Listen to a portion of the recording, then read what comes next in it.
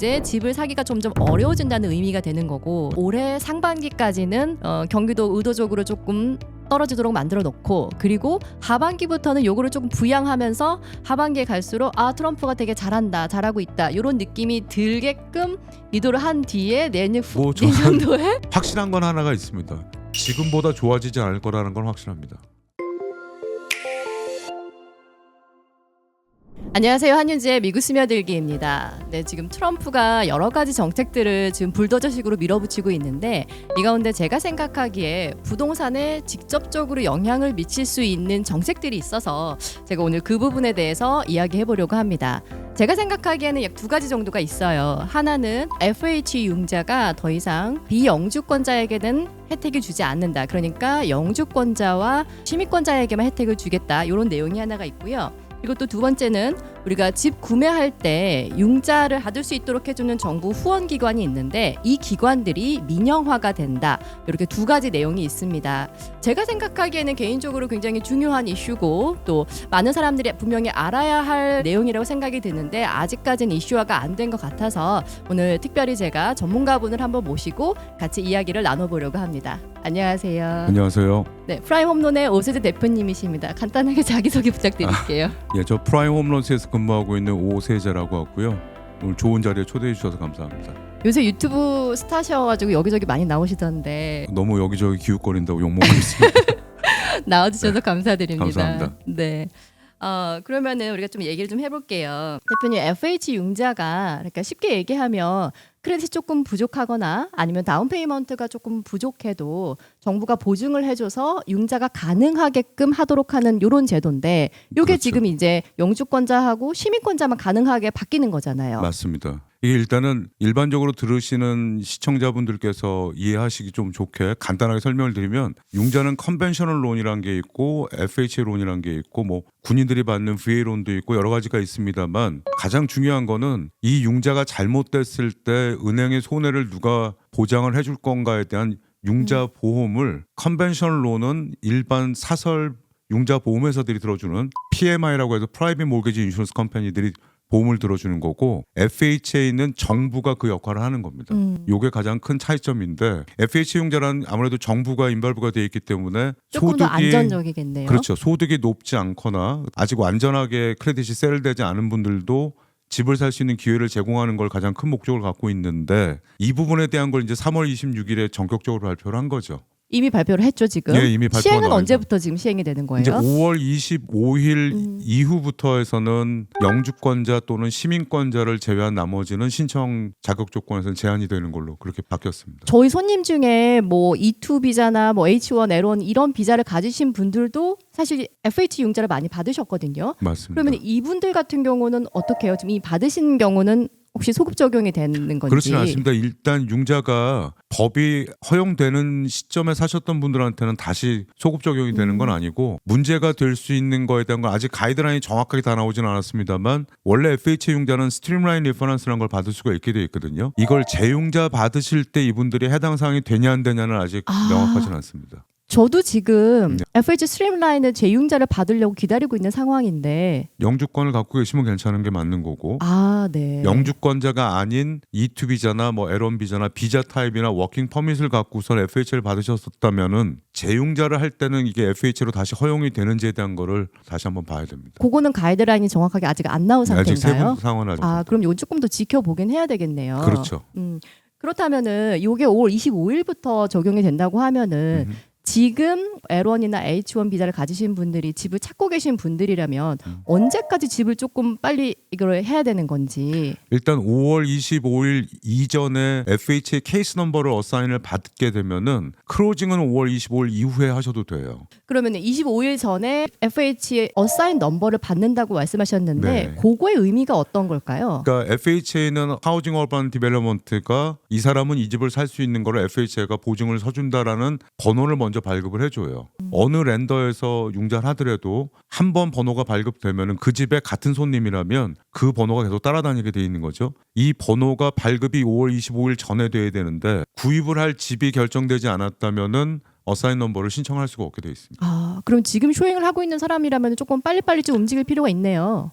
너무 막바지까지 가는 것보다는 조금 서두르시는 여유 게 있게 낫지 좀. 않을까. 네. 특히 이제 크레딧 스코어가 680점을 넘지 않고 있고 퍼스트 타임 홈바이어가 아닌 경우에 점수가 많이 안 좋으시면은 컨벤셔널 론을 받았을 때랑 FHA 받았을 때랑 이자율 차이가 굉장히 크거든요. 한 어느 정도 차이가 나나요? 만약에 680점 기준으로 본다면 이자가 1% 이상 차이가 납니다. 1%면 꽤 크네요. 굉장히 차이가 많이 납니다. 그렇다면은 이제 이 FH를 좀 제한을 두는 이 정책이 왜 나왔는지를 한번 짚어볼 필요가 있을 것 같아요. 아무래도 이제 트럼프가 여러 가지 뭐 공무원도 자른다, 뭐 줄인다 뭐 이러면서 정부 재정 지출을 조금 줄이려고 하는데 그런 맥락에서 조금 이해를 해야 될까요? FH 융자라는 거는 미국 정부가 보증을 서주는 거예요. 은행들이 손실이 발생하면 우리가 돈 물어줄게라는 얘기인데 자기네가 보증을 서주는 융자 전체 양의 2%를 예산을 책정을 받아야 됩니다. 정부로부터. 그럼 FH가 많으면 많을수록 정부가 책정받아야 하는 예산이 많아진다는 그렇죠. 의미네요. 이 금액이 커지면 이제 트럼프 행정부에서 볼 때는 불필요한 예산이 나간다라고 생각을 하는 걸로 보여져요. 그래서 이 숫자에 대한 제한을 미국 내에서 확실하게 시민권자, 영주권자의 제한을 하면 그동안 나갔던 다른 비자 타입의 융자의 양이 뭐 20%든 25%든 30%든 이거에 대해서 자기네가 세금을 쓰는 거에 대한 거를 줄이겠다라는 걸로 저는 그렇게 보여집니다. 이제 조금 이해가 되네요. 그렇다면 이제 이 제도가 5월 25일부터 완전히 바뀌게 될 텐데 이렇게 바뀌게 되면 L1이나 H1이나 이제 비영주권자이신 분들 꽤 많이 있으신데 한국 분들 그렇죠. 중에도 그런 분들이 융자를 받으려면 이제 어떻게 해야 되는 건가요? 이분들한테 아직까지는 컨벤셔널 융자, 일반 융자에 대한 거는 아직 뭐 문호가 다 오픈되어 있는 상태이기 때문에 계속 융자를 받으시는 거는 가능은 하신데 크레딧 점수가 아직 완전하지가 않으시다면 이제 크레딧 관리에 굉장히 좀 만전을 기해야 될 상황이 된 걸로 보입니다. 그렇죠. 컨벤션 같은 경우는 크레딧에 따라서 워낙 차이가 크기 때문에 네, 이자율 맞습니다. 차이가 맞습니다. 굉장히 중요한 내용이어서 여러분들에게 조금 알려주면 좋겠다라는 생각이 들어서 오늘 영상을 지금 준비하고 있고요. 이어서 지금 다음 주제로 한번 넘어가 볼게요. 네. 지금 또 하나 걱정되는 게 있는데 주택 융자를 받는데 중요한 기관이 두 가지가 있잖아요. 페니메하고 프레드메. 근데 이 기관들이 민영화된다라는 말이 나오고 있어요. 그래서 맞습니다. 일각에서는 뭐 대형 빌더 중에 한 곳이 여기를 인수한다 뭐 이런 얘기들이 좀 들리고 있어요. 그래서 이거 좀 한번 얘기 나눠봤으면 좋겠습니다. 그 전에 페니메, 프레드메 이게 뭔지 어떤 기관이 잘 모르시는 분들이 있으실 수도 있으니까 간단하게 좀 어떤 기관인가요? 일단은 페니메이 프레디맥은 미국 내에서 컨벤셔널 론, 일반 융자를 직접 하진 않습니다. 은행들, 렌더들이 크로징한 모게지 채권을 사들여서 이거를 시큐리티제이션해서 그걸 재판매하고 거기서 공급받은 돈을 갖고 다시 소위 일종의 돈놀이겠죠. 네. 이제 이거를 이제 중앙 시스템으로 자기네들이 관리를 해주는 역할을 하는 기관이라고 보시면 될 것 같고요. 최근에 트럼프 대통령이 FHA라는 이 기관의 즉 페니메이 프레디맥을 관리 감독하는 기관의 수장을 풀티라는 한국 분들도 네. 많이 익숙한 빌던데 이 창업자의 손자되는 분을 임명을 했고요. 이 사람이 임명이 되니까 아마 그런 빌더가 이거를 인수하는 게 아니냐라는 얘기를 하는데 사실은 풀티 그룹 정도의 자금 능력 갖고 살 수 있는 규모가 아닙니다. 이거는. 저는 그건 아닐 걸로 보입니다. 네, 그냥 이제 이름이 이제 풀티고 또 풀티 손자가 지금 수장이 되면서 그런 루머가 나오긴 했지만 그렇죠. 대표님이 보시기에는 아마 그거는 좀 현실성이 좀 떨어진다라고 저는 보시는 개인적으로 거네요. 그 회사가 페니메이 프레디맥을 살 정도의 자산을 보유하고 있을지가 좀 의미이기도 하고 뭐 여러 형태로 컨소시엄으로 해서 같이 투자해서 하는 거에 일부러 들어갈 수는 있겠지만 한 회사가 독점적으로 이 두 기관을 갖는다라는 거는 조금 어렵지 않을까 생각됩니다. 그러면은 이제 민영화를 하려고 하는데 그 이유가 좀 궁금해요. 사실 이 민영화가 지금 막 나온 게 아니고 2019년에 트럼프 일기 때도 요 내용들이 나왔었잖아요. 그렇죠. 그 당시에 트럼프가 추진을 하려고 했는데 그런데 이제 아무래도 의회 반발이나 여러 가지 좀 제약들이 많아서 그 당시엔 성공을 하지 못했고 그리고 이제 다시 트럼프 이기가 조금 더 막강해졌잖아요. 그렇죠. 사실은. 그렇죠. 이런 상황에서 민영화를 하려고 지금 나서고 있는 상황이에요. 트럼프는 과연 뭘 노리고 이렇게 민영화를 추진하려고 하는 걸까요? 운영을 해보니까 이게 돈이 남는 것도 있지만 들어가는 비용이 너무 많다고 판단을 하는 거예요. 그러니까 제가 볼 때는 결국에는 트럼프가 하는 건 모든 게 다 돈으로 귀결된다고 볼 수가 있는데 이거를 그냥 옛날처럼 민간들이 운영하게끔 하면 정부는 더 이상 세금을 여기다 쓰지 않아도 된다.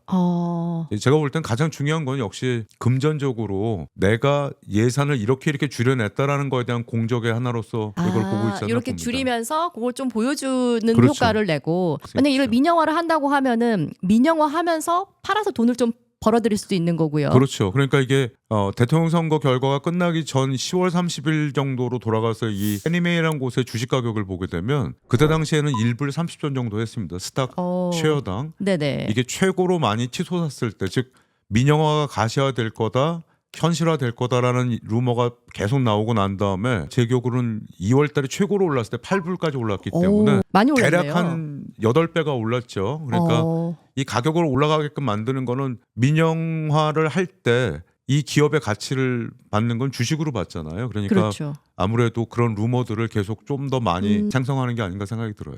대표님은 좀 주식을 사셨나요? 이미 정보를 아니, 알고 뭐 없어가지고 계셨을까요? 못 샀습니다. 네. 이게 빌 에크먼이라는 헤지 펀드를 운영하는 사람이 있는데 이 사람이 약 11% 정도까지를 소유하고 있는 걸로 그렇게 나오더라고요. 그러니까 바꿔 얘기하면은 이게 만약에 그 사람이 샀던 가격에서 굉장히 8배 큰 정도 뭐 올랐다고 8배, 7배 한다면은 이렇게 올라간다면은 굉장히 와, 큰 차익을 어마어마하네요. 남길 거고 네. 그래서 이 사람 쪽에서도 얘기가 일부러 많이 흘려서 나오는 것도 많습니다. 이걸 이제 가시화할 수 있게끔 자꾸 던지는데 오늘 주제 아까 FHA도 말씀을 하셨지만 어떤 맥락에서 이걸 봐야 되냐면은 이게 분명하게 이 정부는 많은 사람들이 혜택을 받는 거에 대한 건 큰 관심은 없구나라는 걸로 보여준다는 거죠. 다시 말해서 다수의 혜택을 받는 것보다 소수의 좀 부를 늘리는 데 더 집중됐다라고 보여주시는 건가요? 그거보다는 불필요하게 나간다고 생각하는 부분은 안 쓰겠다라는 걸로 보여주는 거죠. 필요 없는 것 예산들은 다 잘라내겠다. 지금도 컨벤셔널 론에 이제 생애 첫 주택 구입하는 사람들에 대한 프로그램 혜택, 이자에 대한 혜택 이게 사실은 다 보이진 않지만 돈으로 환산될 수 있는 부분인데 그렇죠. 정부 자금이 들어가는 그렇죠. 것들이니까. 그러니까 이런 거를 줄인다면은 정부가 쓰고 있는 세금도 안 써도 되는 거고 골치도 안 아프고 공무원 숫자도 왕창 줄일 수 있고 이런 걸로 아마 복합적으로 지금 목적을 두고 있지 않나 그렇게 보여집니다. 트럼프의 전체적인 큰 그림하고 지금 같이 가고 있네요. 이 그렇죠. 환산들이. 그 전에 이제 FHA를 먼저 발표를 해서 왜냐 아까 말씀드린 것처럼 예산 책정을 하려면은 뭐래도 더 줄여야 되는 상황이잖아요. 지금. 네. 그러니까 이제 이런 FHA 융자를 쓸 수 있는 거에 대한 양을 빨리 줄일 수 있는 방법으로 신청할 수 있는 자격 조건을 제한을 해버리는 거죠. 그거는 조금 더 쉽게 접근할 수 있으니까 아예 그렇죠. 없어는 게 아니고 기존에 이제 요만큼 포션을 좀 줄여나가는 거니까 맞습니다. 그걸 먼저 하고 그 다음에 요게 좀 탄력을 받으면 민영화까지도 좀 속도를 낼 수도 있겠네요. 그렇죠. 결국에는 시장 전체의 60%에 해당하는 정부 지원으로 운영되고 있는 자금을 발을 빼므로 해서 세금 부분에 대한 세이빙 효과하고 뭐 공무원자 숫자들 네. 여러 가지를 이제 좀 정리하려는 걸로 의도가 그렇게 보여집니다. 그렇다면 이제 우리 같은 사람은 이제 융자를 받으려고 한다면 만약에 이게 민영화가 된다. 네. 당장 우리들한테 어떤 영향이 좀 있을까요? 이자율이 좀 올라갈 것 같은데 어떻게 보시나요? 이게 곧바로 민영화가 된다면 거버먼트가 운영을 할 때와 민영화돼서 일반 기업이 운영하는 거의 차이는 일반 기업이란 거는 당연히 기업의 이익을 최우선으로 하기 때문에 그렇죠. 대다수의 공적인 거에 대한 베네핏을 줄일 가능성이 높아지겠죠. 아무래도. 그리고 좀 뭔가 리스크가 있다. 리스크하다라고 하면은 그냥 안 할 수도 있는 확률이 높아지는 거고요. 저는 그럴 가능성이 제일 높다고 봅니다. 그동안은 이제 아무래도 조금 소득이 조금 적거나 뭔가 좀 부족해도 융자를 가능하게끔 도와줬다면 그렇죠. 지금은 이제 사기업이 된다면은 그런 사람들은 일체의 어떤 찬스가 없어질 수 있다는 의미가 되네요. 아마 혜택의 범위를 지금 FHA에서 보여주는 것처럼 그 혜택을 받을 수 있는 사람의 자격 조건에 제한을 두는 것처럼 왜냐하면 이 정치하는 사람들이란 건 저는 그렇게 생각을 해요. 시민권자는 투표권이 있는 사람들이니까 이 사람들까지 제약을 하면 문제가 될 거잖아요. 그렇죠. 그러니까 그렇지 않은 사람 쪽을 먼저 타겟을 정하지 않겠는가를 보는 거죠. 그러면 이제 이게 민영화가 되면 초반에는 이제 뭐 이자율이 올라가는 또는 혜택이 좀 줄어드는 이런 부작용들이 예상해 볼 수가 있고 그렇죠. 만약에 이게요 민영화가 돼서 전체적으로 조금 적응이 돼서 안정화가 됐다. 그러면 이게 좀 긍정적인 효과도 있나요? 긍정적인 것도 있을 수가 있죠. 왜냐하면 민영기업이란 거는 아까 말씀드린 것처럼 회사 측의 이익을 최우선의 덕목으로 따지기 때문에 만약에 비즈니스가 좀 슬로우해지거나 아니면 좀 더 이걸 판매를 좀 더 적극적으로 촉진하려고. 해서 네. 기업 이익을 증가시켜서 주식 가격을 높이고자 할 때는 그때 조금 스페셜한 뭐가 나올 수는 있겠죠. 하지만 거버먼처럼 일반적인 국민들이 다 받을 수 있는 혜택에 대한 거를 골고루 부여하지는 않지 않게 될까 그렇게 생각됩니다. 그러면은 이제 트럼프 1기 때는 요게 실패했는데 지금 트럼프 2기 때 요 민영화가 실현 가능성이 어느 정도 한 몇 % 정도로 보이시나요? 저는 뭐 정치가나 뭐 이코노미스트도 아니지만 요 근래에 트럼프 대통령이 취임하고 나서 지금 2달 조금 넘었죠. 네.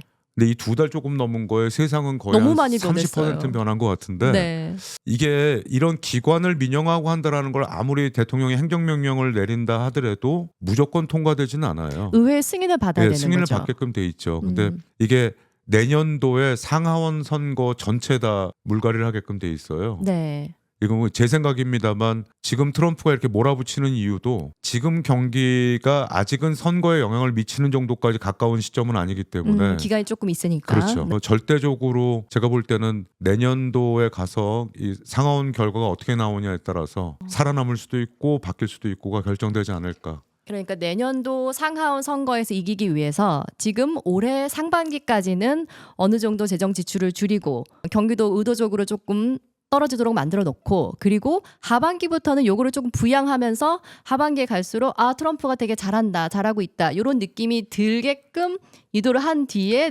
뭐 저는- 내년도에 저는 그런 생각이 들어요. 이게 선거의 승리를 위해서 아직 이제 이게 다 바이든이 이렇게 만들어 놓은 걸 내가 지금 수습하는 중이야. 그 과정 중에 있어라는 걸 가는데 지금 FHA는 그냥 일방적으로 발표를 하고 끝냈지만 FHA라는 거는 팔 수 있는 회사는 아니거든요. 근데 네. 페니메이 프레드맥은 회사로 설립이 돼 있는 거기 때문에 이건 매각을 하면서 자금을 회수하고 민영화하는 작업을 가려면 의회를 통과를 해야 되니까 네네 얘네 둘의 시차로 놓고 본다면은 아무래도 곧바로 단행될 걸로 보이지는 않아요. 제 생각엔 그래요. 왜냐하면 이거 말고도 지금 저질러놓은 일들이 워낙 많다 보니까 그렇죠 해결해야 될 것들이 그렇죠. 많기 때문에 일단 이게 제일 1번 우선순위는 아닌 걸로 보여요.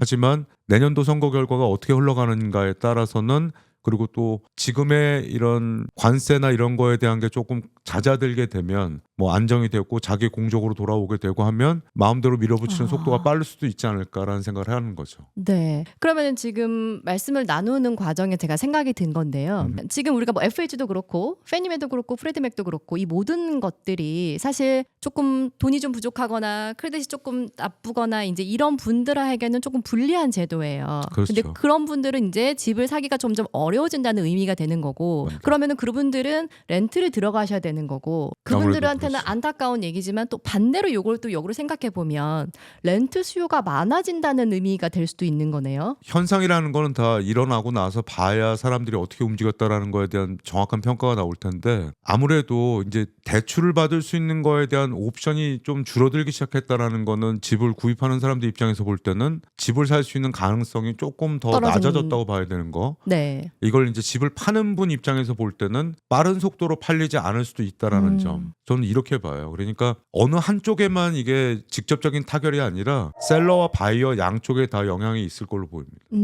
그럼 반대로 투자자 입장에서는 만약에 이게 어떤 영향을 미칠 수 있을까요? 그러니까 다운페이를 많이 한다라는 거는 돈을 빌려주는 사람 입장에서 볼 때는 리스크가 그만큼 줄어드는 거잖아요. 네네. 그러니까 리스크가 줄어드는 사람들한테는 혜택이 가게끔 하고 리스크를 정부가 많이 떠나야 되는 사람한테 대한 대출에 대해서는 이걸로 봤을 때 앞으로 이 사람들이 민영화되면 어떻게 하겠다라는 게 좀 보이지 않나 싶어요. 직접적으로 시원하게 좀 생각을 말씀해 주실 수는 없나요? 지금 아무래도- 약간 조심스럽게 얘기하시는 것 같은데. 네, 아무래도 자격 조건에서 먼저 제한을 둘 가능성이 높고요. 민간 기업이 이거를 인수했을 때 이렇게 해서는 수익이 극대화되지 않는다. 그러면 허용 범위를 좀 넓힐 수 있을 거고 네네. 이렇게 갈 걸로 저는 예상 중입니다. 네네. 아무래도 대출을 끼지 않고 현금으로 구입할 수 있는 사람의 숫자는 굉장히 적은 많지 거기 않죠. 때문에 이 제도가 완전히 바뀐다라는 거는 부동산 시장에 적지 않은 영향이 올 걸로 봅니다. 아무래도 이제 퀄리파이드 바이어들이 적어지니까 부동산 시장도 조금 더 슬로우해질 수도 있는 그렇죠. 거고. 아무래도 살 수 있는 디맨드가 제약이 된다라는 거는 뭔가 물건을 팔아야 되는 셀러 입장에서 볼 때는 내가 원했던 가격만큼 안 갈 수도 있는 상황이 올 수도 있는 거고 또 이런 제도가 아직 바뀌거나 확정된 건 아니기 때문에 그 전에 몰리는 현상이 일어나게 되면은 가격이 또 올라갈 수 있는 상황이 올 수도 있게 되는 거고. 네. 근데 아무도 모르는데 이 트럼프가 하는 거가 일반적인 생각을 너무 뛰어넘잖아요. 그렇죠. 아무도 예상을 지금 할 수가 그러니까요. 없으니까. 2달 반 만에 주식 총액이 줄어든 것만 봐도 이 사람이 하는 행보가 그냥 일반적이지 않다라는 건 보여줬기 예측 때문에 가능하지가 않죠, 사실은. 그런 게 이제 우리는 오늘 얘기하는 거의 주제에 있어 가장 금신스러운 거는 아무도 모르지만 어떤 식으로 변할지는 얘네들만 알겠죠. 어떻게 하겠다라는 거는. 근데 확실한 건 하나가 있습니다. 지금보다 좋아지지 않을 거라는 건 확실합니다. 너무 우울한데요. 근데 이게 저는 팩트라고 보여져요.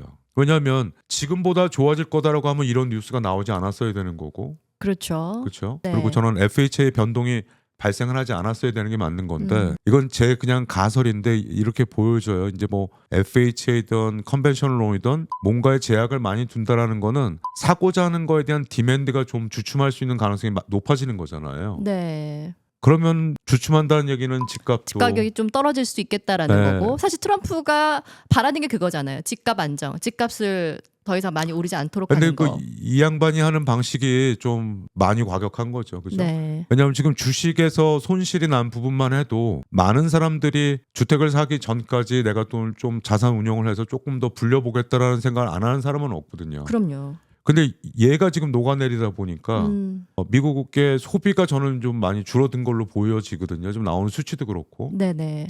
이게 집을 살려고 준비하셨던 분들한테는 장애가 되는 걸로 보이고 또 한국에서 돈을 갖고 오려고 준비했던 사람들은 또 환율이 너무 많이 올라가니까 지금 이런 디맨드의 둔화가 부동산 시장에 올해 남은 기간 동안 적지 않게 영향을 줄 걸로 보입니다. 네. 네, 대표님 오늘 말씀 너무 감사드립니다. 여러 가지로 정말 많은 것들을 생각하게 하는 그런 대화였던 것 같아요. 마지막으로 마치기 전에 혹시 하실 말씀 있으시면 네, 편하게 한번 말씀해 주세요. 이건 그냥 당부의 말씀으로 들으시면 네네. 좋을 것 같아요. 작년도에 대통령 선거 이전에 7월, 8월, 9월에 이자가 되게 좋았었어요. 네네. 재용자들도 많이 권해드리고 했지만 실제로는 많이 안 하셨거든요. 네, 더 떨어질 거다라는 기대감 때문에. 그렇죠. 근데 이제는 만약에 아까 말씀드린 그 해당 사항에 자기가 속해 있는 분이 계시고 집을 구입을 하셔야 된다면 늦추시는 것보다는 속도를 빨리 내시는 게 맞을 걸로 보이고요. 그다음에 컨벤셔널 론이 바뀌고 뭐하는 이런 변화에 대한 건 누구도 예측을 못해요. 그러니까 네.